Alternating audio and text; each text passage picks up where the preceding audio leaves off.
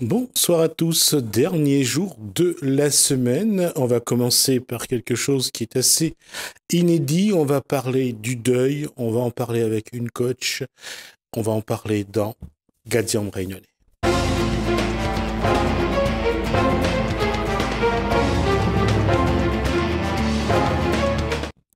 Elle s'appelle Isabelle Sita, bonsoir. Bonsoir. C'est quoi un coach de deuil? Alors, un coach, déjà, c'est accompagner une personne à traverser des moments qui peuvent être un peu difficiles dans une certaine période donnée. Du deuil, je me suis spécialisée dans l'accompagnement au deuil. Donc, faire le deuil de la perte de la personne qui malheureusement est partie ou qui se prépare à partir. Je vais juste rappeler que vous êtes né dans une famille donc qui s'occupe, c'est une entreprise de pompes funèbres, donc qui s'occupe donc des inhumations, des enterrements. Je suis issue d'une entreprise familiale de pompes funèbres, effectivement, sur la place depuis 35-36 ans. Comment on grandit dans ce milieu mortuaire? Alors, on grandit tout à fait normalement, parce que ça nous paraît un milieu tout à fait naturel. Donc, c'est peut-être pour ça que moi, la mort me semble naturelle aussi. D'apprentissage humain, beaucoup, et de belles rencontres. Quand on a 17 ans, quand on a 10 ans, on a 17 ans ou on a la trentaine, je veux dire, la mort a la même définition ou il y a une évolution du regard? Alors, il y a une évolution du regard, parce que alors, de mon expérience, 10-17 ans, elle me semblait déjà naturelle. Quand je commençais à rentrer dans l'entreprise familiale, je portais un autre regard. Et là, je suis passée à coach, accompagnante et formatrice dans le deuil. J'ai un autre regard également, puisque je me questionne beaucoup plus, d'une manière beaucoup plus personnelle, sur l'après, le mystère de la mort également. Quel parcours vous avez, quelle a été votre formation justement pour acquérir les outils pour pouvoir devenir coach du deuil? Alors, à travers l'entreprise de pompes funèbres, j'ai fait un MBA en management des services funéraires en Espagne, à Barcelone. Et ensuite, j'ai fait diverses formations d'hypnose ericksonienne au Canada. Vous avez fait directement faire la PNL ou pas? La PNL est venue après. Après? Oui, j'ai commencé par l'hypnose ericksonienne et je suis venue ensuite à la PNL qui est complémentaire à cet outil. D'accord. Je vais juste te rappeler d'une chose. D'abord, l'hypnose ericksonienne, c'est ce qu'on appelle une visualisation. En termes d'outils, je parle. Ce sont des techniques de visualisation, mais aussi de relaxation. C'est de pouvoir mettre une personne dans un état de relaxation où elle est tout à fait confiante, ce que je rassure les personnes parce qu'on a tendance à confondre. Parfois, il y en a qui vont un petit peu plus loin. Oui, non, mais justement, en fait, moi, celle que je pratique.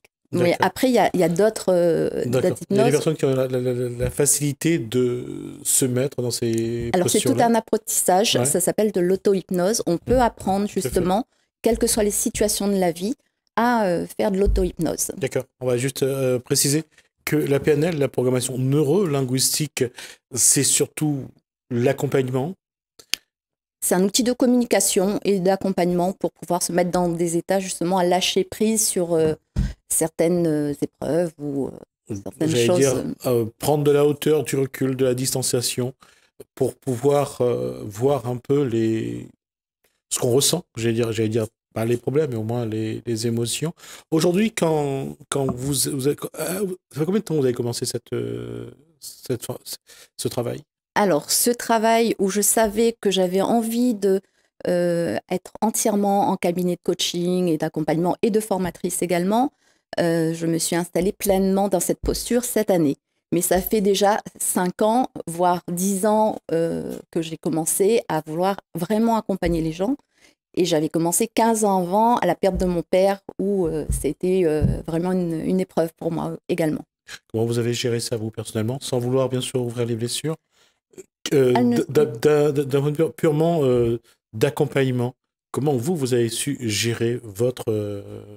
Alors, on ne se pose pas la question quand ça arrive, parce qu'on doit prendre les choses comme ça arrive et faire au mieux.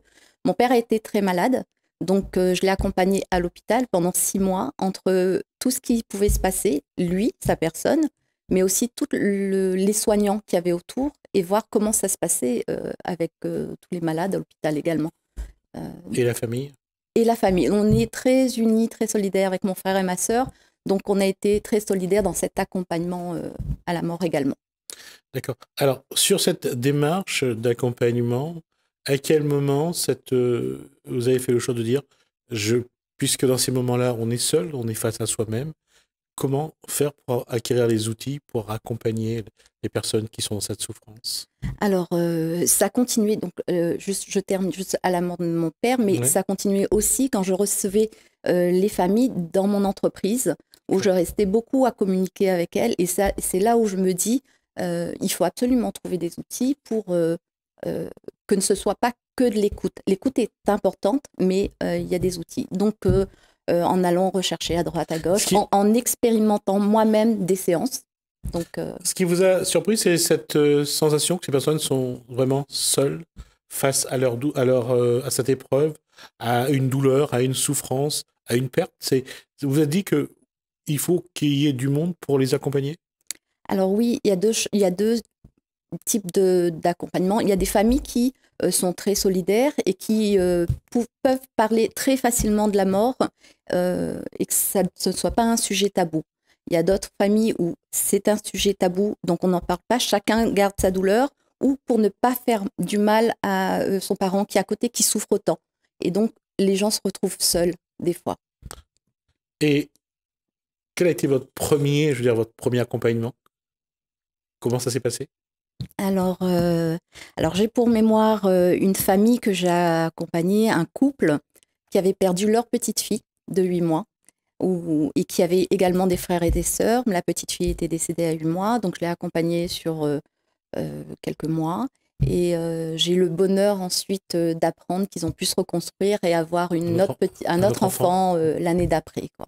Donc, et depuis que vous êtes installé cette année, donc vous avez commencé, est-ce que le public, est-ce que les Réunionnais viennent vous voir, vous sollicitent justement pour vous parler de leur deuil? Alors déjà, amicalement et dans le côté social, à chaque fois qu'on me rencontre, on me sollicite très facilement sur ce thème de la mort, sur le deuil et tout. Donc ça, c'est très facile parce que je suis assez accessible également. Et ensuite, c'est du bouche à oreille. Les gens ont fait une séance, donc on parle et reviennent vers moi. Alors, quel protocole vous mettez en place? Comment vous faites à partir du moment où vous apprenez que quelqu'un a perdu quelqu'un de sa famille, un proche, que cette douleur est là, en tout cas la situation est là, qu'est-ce que vous déclenchez comme protocole? Alors, il n'y a pas de protocole type. C'est vraiment en fonction comment la personne elle arrive et à quelle étape de son deuil elle est. Ça peut être tout de suite après, donc elle a besoin d'en parler, elle a besoin d'avoir un espace de parole où elle libère tout, la parole, les larmes, les émotions. Ou ça peut être... c'est vraiment différent. Chaque personne est différente. Et en fonction de avec quoi la personne arrive, j'applique un protocole qui corresponde. Voilà. Et c'est un travail qui se fait sur un long terme. D'accord. En fonction des besoins de la personne, bien évidemment. Et la première étape d'un deuil, c'est quoi?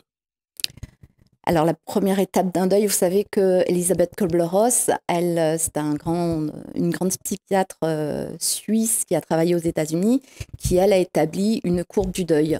Une courbe du deuil où il y a 5 étapes. La peur, la colère, le choc, le déni, la négociation et l'acceptation. Mais chaque personne ne travaille... C'est pas... Voilà. En tout cas, chaque personne peut venir. C'est pas systématique. Voilà, chaque personne peut venir avec une des étapes sans que ce soit suivi. Et elle peut revenir à une autre étape et repartir jusqu'à un certain moment où elle arrive à repenser à la personne en sérénité. Et personnellement, comment vous arrivez à déterminer l'état dans lequel se trouve l'individu qui vient vous voir? Le déni, l'acceptation, Alors, ce n'est pas moi qui détermine, puisque c'est la personne qui arrive, et c'est en lui posant des questions de coaching, en essayant de libérer sa parole de là où elle veut aller, de ce qu'elle veut traiter au moment où elle vient. Et elles ne viennent pas tous au même moment de Et donc, je dois m'adapter avec ce qu'elle vient. D'accord. Oui. Donc, vous réagissez par rapport au déni, vous réagissez par rapport à cette solitude, à la souffrance. Ouais. Aujourd'hui, c'est cette situation-là? Alors, il y a de tout. Il y a le déni, pouvoir en parler, pouvoir aller derrière un questionnement, retrouver des choses on trouve des pistes où les personnes peuvent se retrouver. Des colères, écouter la colère des personnes et la transformer. La colère vient souvent de la non-acceptation. Elle peut venir de la non-acceptation, elle peut venir des choses qui n'ont pas été dites, elle peut venir des choses du sentiment d'abandon. D'accord. Oui. J'allais dire, des choses qui n'ont pas été dites, c'est que la personne aurait aimé dire à la personne qui est déjà partie. Alors, il y a cette étape, il y a effectivement ça, ce qu'on aurait aimé dire avant, mais vous savez, malheureusement, dans la vie, la mort n'est pas programmée. On peut partir le matin et le soir ne pas revoir la personne et des fois se disputer avant de partir et le soir apprendre qu'elle a eu un accident et malheureusement faire face à tout ça. Parce que même s'il y a eu la dispute du matin, il y a eu tout l'amour qu'il y a autour de cette personne qui est présente. Et ne pas rester sur le dernier événement qui a pu cristalliser. Il y a tout l'amour qu'il y a autour, mais ce qui va rester, c'est le sentiment de culpabilité, cette culpabilisation qu'on va... C'est ça, dont il on peut va y avoir. Qu'on va nourrir en malheureusement. fait, parce que quelque part, on va toujours se reprocher de ne pas avoir dit « je t'aime », le dernier « je t'aime » qu'il aurait fallu dire. Et ça reste... Comment vous arrivez à travailler sur cette posture-là? Alors, il y a plusieurs manières. Je fais aussi des ateliers justement de groupes de parole où il peut y avoir plusieurs personnes qui ont traversé les mêmes deuils et qui libèrent leur parole et à travers les échanges permettent justement de voir déjà qu'on n'est pas les seuls à traverser cette épreuve ou ce type de colère ou ce type de culpabilité. J'ai aussi des ateliers d'écriture qui permettent justement de libérer ses sentiments, ses émotions à travers l'écriture et de permettre justement de pouvoir prendre du recul sur une certaine réalité. Sur ce que vous avez vu jusqu'à maintenant, les gens ont plus besoin de quoi pour être accompagnés? D'écoute et d'attention, de bienveillance. L'absence, c'est ce qui est le plus dur ou là c'est la culpabilité? Ça dépend des personnes. Ça dépend vraiment de ce qu'une personne peut traverser, de ce qu'elle a vécu. C'est vraiment très aléatoire. Oui, c'est très aléatoire parce que ça dépend vraiment de l'attachement qu'on a eu avec cette personne, de ce qui s'est passé au moment du décès, de ce qui s'est passé tout autour, familialement, professionnellement. Il n'y a pas de règle. Et dans la démarche, dans cette démarche que vous avez mis en place, ce coaching du deuil, vous les suivez pendant combien de temps? Alors, c'est également très aléatoire. C'est en fonction de ce que la personne elle veut. Ça peut être une dizaine de séances, comme une seule séance, et puis je ne revois plus la personne, mais je la revois quelques mois après, qui revient à un moment où elle rechute. Ou ça peut être vraiment une dizaine de séances qui sont suivies et qui leur permettent vraiment de lâcher prise sur leurs émotions qui peuvent être des fois envahissantes. Là, il y a deux niveaux, c'est-à-dire donc de faire en sorte qu'il y ait une lâcher prise pour que la personne puisse passer, je dirais, à autre chose, au moins faire son deuil, je suppose. Oui. Alors, lâcher prise, c'est lâcher prise sur l'émotion, sur la perte, sur soi-même aussi, sur tout ce qu'on retient aussi par rapport à tous ces événements et tout ce qu'il y a autour de ce qui s'est passé. Et passer ensuite à... Parce qu'il faut quand même une chose, c'est il faut prendre son deuil, il faut parler à sa douleur, il faut regarder sa douleur. C'est accepter de voir la douleur en face, c'est accepter d'être confronté à cette douleur, c'est accepter de pleurer, c'est accepter de souffrir pour pouvoir faire un pas de plus. Et chacun va à son rythme. Il y a une personne qui peut se dire elle a fait son deuil en 2 ou 3 mois, il y a des personnes qui font un an, il y a des personnes qui au bout de 20 ans n'ont pas fait leur deuil. Il n'y a vraiment pas de règle. C'est surtout s'autoriser à en parler pour pouvoir aller vers ce pas de sérénité. Ce besoin qu'on a parfois de parler à la personne qui est partie, ce besoin qu'on a d'avoir vraiment l'impression qu'on s'adresse à lui, de lui parler directement, que ce soit enfermé dans la salle de bain, dans sa chambre, quand on est tout seul, dans sa voiture. C'est normal. Il faut que les gens n'aient pas honte de ce moment-là, il faut qu'ils le vivent. Bien sûr, il faut qu'il le vive. Quand on a vécu pendant 20 ans avec une personne où elle était là tous les jours, on lui a parlé tous les jours, passer du lendemain au vide, c'est très difficile. Donc ça peut être une des étapes sur laquelle on s'adresse à la personne et on a l'impression d'être écouté. Un petit peu comme cette personne qui a perdu quelqu'un de très proche, de très aimé, à chaque repas, de toujours mettre son assiette à table. Et de nourrir quelque part, et c'est pas un jeu de mots voulu, mais de continuer à nourrir l'absence, mais aussi la souffrance. Parce que ça fait du bien aussi à la personne de pouvoir penser que l'autre est toujours là. Donc dans les premières douleurs, effectivement, les gens peuvent remettre un couvert à table, ils peuvent refaire des choses avec lesquelles la personne faisait. Mais si on accepte d'en parler, si on s'autorise à aller plus loin, on passe pas à pas des étapes différentes. C'est un paradoxe, le lien n'était pas voulu, mais je vais l'utiliser quand même. Quand on regarde dans les traditions, qu'elles soient chinoises, qu'elles soient afro-malgaches, qu'elles soient hindoues, ces cérémonies où on met à manger pour nos anciens, pour se souvenir, c'est un fait. Là, ça passe mieux parce que c'est la famille qui est présente et les proches. Mais quand quelqu'un cultive cette assiette sur la table, est-ce que ça permet vraiment d'entretenir vivant, vivace, ce lien qu'on a avec le disparu ou la disparue? Ça entretient le lien à ce moment-là. Au-delà des rites qu'il peut y avoir, il faut apprendre justement à évoluer et à remettre la personne à sa place. Dans un cimetière, s'il est dans un cimetière, là où, dans le ciel, ça dépend des croyances que les personnes peuvent avoir ou des religions ou des cultes. Voilà. À un moment donné, il faut réapprendre à se repositionner et à réfléchir aussi du côté des valeurs ces valeurs, cet héritage que la personne qui est partie a pu laisser justement pour celle qui reste. Et dans ce cadre-là, la question se pose à quel niveau?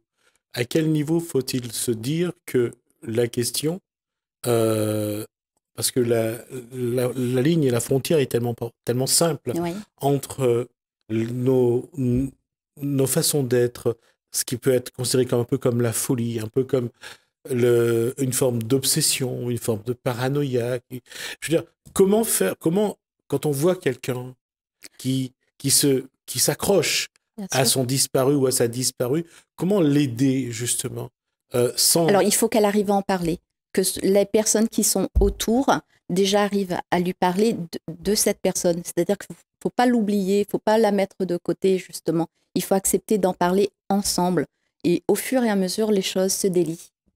Parce que je pense que dans les personnes qui viennent vous voir, il y en a qui doivent vraiment être très attachés à leurs défunts ou leurs défuntes. Oui. Et là, il faudra vraiment trouver, je pense, les moyens de les amener à faire leur deuil. Parce que c'est aussi, vous êtes coach du deuil, donc c'est surtout les amener à faire ça. Et là, c'est un peu plus long et un peu plus complexe à faire. Tout dépend vraiment de la personne et de la discussion qu'on peut avoir. Parce que c'est la personne, on est coach, mais on ne fait pas le travail pour elle. Donc, à travers nos questionnements, on l'amène à évoluer, à faire des pas à travers ce qu'elle traverse. Donc, c'est elle qui s'autorisera chaque jour à faire un pas de plus à chaque fois. Et à se libérer justement de ce poids, de cette douleur. Dans ce cas, dans la démarche que vous avez aujourd'hui, quels sont les résultats que vous obtenez justement sur cette démarche-là? Je veux dire, comment les gens évoluent par rapport à ce que vous leur apportez?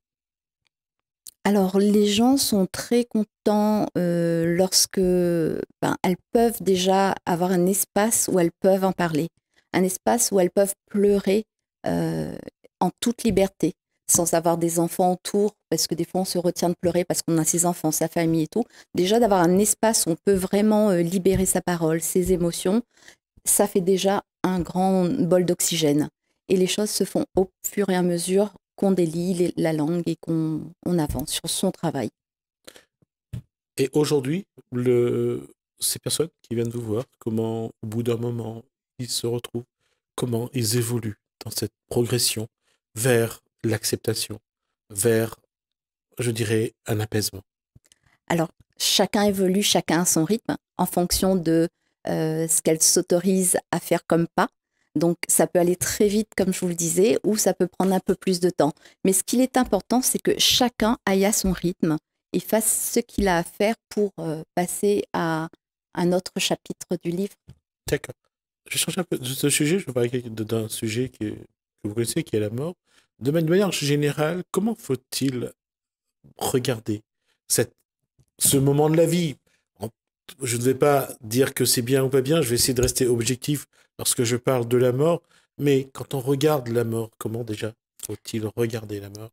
Je pense que chacun doit pouvoir regarder la mort par rapport à son vécu, ses expériences, sa culture, sa religion. Mais on doit apprendre aussi que la mort fait partie de la vie. Elle sera encore plus douloureuse si on n'accepte pas d'aborder ce sujet à des moments qui sont justement plus douloureux. Mais c'est vraiment le pas de chacun et sa croyance envers la mort chacun. Mais c'est vrai que c'est très bien de s'ouvrir justement à ce domaine pour que ce soit un peu moins douloureux au moment où ça arrive. Et de se dire les choses, pardon. Oui. Et aussi se dire les choses par rapport à ce qu'on désire, que ce que nous on veut vivre quand on meurt, ce que nous on veut que ça se passe après, et qu'est-ce que on veut laisser comme message, comme valeur. J'ai d'ailleurs un atelier là-dessus qui est le testament philosophique, qui travaille justement sur le message qu'on veut laisser à ses proches à sa mort. D'ailleurs, c'est une question qu'on vous pose lorsque vous êtes en programmation linguistique, neurolinguistique. On vous demande ce que les gens veulent, qu'est-ce que vous voulez que les gens disent de vous lorsque vous serez mort. Ma question, en fait, aujourd'hui, si je vous pose la question, quelle est votre définition de la mort? Ça serait quoi? Alors, la mort, déjà expliquée, c'est la fin des fonctions vitales. Mais si vous me demandez à moi, à mon avis personnel, demande, ouais. Alors moi, la mort, c'est le passage vers un autre monde. Vous le regardez toujours à travers le prisme de votre père ou bien vous le regardez de manière objective? Je me sers de ce qu'il m'a appris, de ce qu'il m'a laissé en héritage, et de faire maintenant avec moi ce que j'apprends des autres également. Il m'a appris énormément de choses et je lui en remercie. Mais je suis adulte aussi et je vis certaines expériences qui fait qu'aujourd'hui, je dois faire avec ce que j'ai moi. D'accord. Vous avez une opinion particulière sur sur ce moment de la vie, sur le passage? Alors déjà, sur le moment de la vie, c'est vraiment de profiter de chaque instant de la vie, de la magie de la vie, des gens qui nous entourent, de nos enfants, de nos parents, de relativiser toutes les choses pour que on puisse partir sans avoir aucun regret et espérer aller dans un autre monde, quelle que soit sa croyance. Qui aura du regret? Ceux qui restent ou celui qui part? Ou celle qui part? Si on appréhende bien sa vie, on part sans regret. C'est le manque qui fait pour les autres personnes de ne plus nous voir. Ceux qui restent, c'est ceux qui restent. Je trouve ça drôle. Ceux qui restent. On a l'impression qu'on part en voyage. Mais c'est un long voyage, un autre voyage. Et que les autres, finalement, restent sur le quai. Un nouveau soleil qu'on découvre. Oui, c'est joli, mais c'était pas la question. Mais je reviens à ça, je veux dire, c'est vrai. C'est la définition, c'est partir. Alors, il n'y a aucune définition. Juste vous interrompre, j'ai toujours aimé ce proverbe, partir c'est mourir un peu. Là, c'est l'occasion. Justement, c'est vraiment de se dire que on franchit quelque chose. Vous avez une définition particulière justement de ce moment-là, vous, de la mort? Non, je n'en ai pas. Je reste surtout sur le mystère de ce que c'est et tous les questionnements qu'il peut y avoir après et de ce que je vais vivre moi à ma propre mort. Vous la redoutez ou vous... Pas du tout. Vous la préparez, entre guillemets? Je la prépare chaque jour en vivant ce que j'aime avec les gens que j'aime. Ça donne, j'allais dire, ça met un peu plus d'épices dans la vie, de se dire que demain, on va mourir et qu'on profite pleinement des moments que la vie nous donne. Oui, parce que pour moi, une des valeurs essentielles de la vie, c'est l'amour universel. Et donc, tant qu'on la pratique tous les jours, je pense qu'on peut partir en paix.